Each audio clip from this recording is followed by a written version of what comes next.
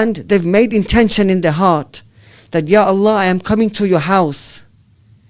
Now put it in someone's heart to help me. And I'm going to share with you one example that I came across a number of years ago. For one of the salahs,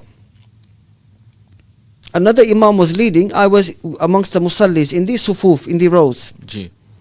As the imam made salam to exit salah, Assalamu alaikum wa rahmatullah, Assalamu alaikum wa rahmatullah, I saw that a brother who was standing next to me, who I know fairly well, but from his facial expression or his body language, I sort of perceived that the brother is in some sort of difficulty. He's stressed out. And I asked the brother, is everything okay? Do you want to speak? Then we took the brother to a private area within the masjid, and Brother Shehzad, Brother Hafiz, the brother started to cry. Middle-aged brother. And you know what his concern was? He goes, Imam, that me and my family, apart from tea or coffee or biscuits, it's been almost a week we have not eaten. We're going through a financial crisis. So the reason I share this example is that we don't know with what intentions people are coming to the house of Allah subhanahu wa ta'ala. So answering your initial question, that the role of the masjid, yes, primarily is for worship, but it is a community center, a social center, where people come for help and assistance. And we are optimistic that projects like Slic will be offering such services, such as food banks, where people can come, inshallah. Inshallah, absolutely. That's beautifully articulated, Maulana. Allah subhanahu wa ta'ala bless you.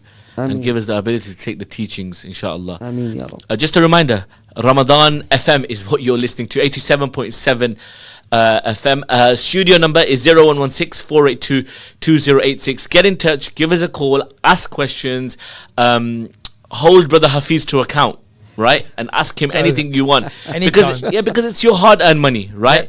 And you've got the right to ask questions. Ramadan FM is also on TikTok and Instagram, so you can follow those social media pages, share the link, tell people to listen in, tell people that this is a window of opportunity. We think the masjid needs us, but ultimately we need this cause, because this one a'mal may end up being a means of our salvation on the day of Yawm al-Qiyamah. I now want to bring in one of the founding trustees, Brother Hafiz Khatib. Brother Hafiz, tell us, in terms of the first sort of inception of this whole idea and this concept, what made you feel as though there's a need to bring this into fruition? Well, Jazakallah for bringing me in. So there's been loads of incentives, and the individuals that know me and have known me for a number of years know what work I do, and as well as my trustees in our communities, what we do. We work in various different ways, but I also, as you probably know, run non-Muslim activities as well, which I help children. Community activities, and work with other organisations. From where I was, we identified that in Wigston we have a high Muslim population that's growing. A lot of our Muslim brothers and sisters are now moving into the Wigston area because it's more affordable.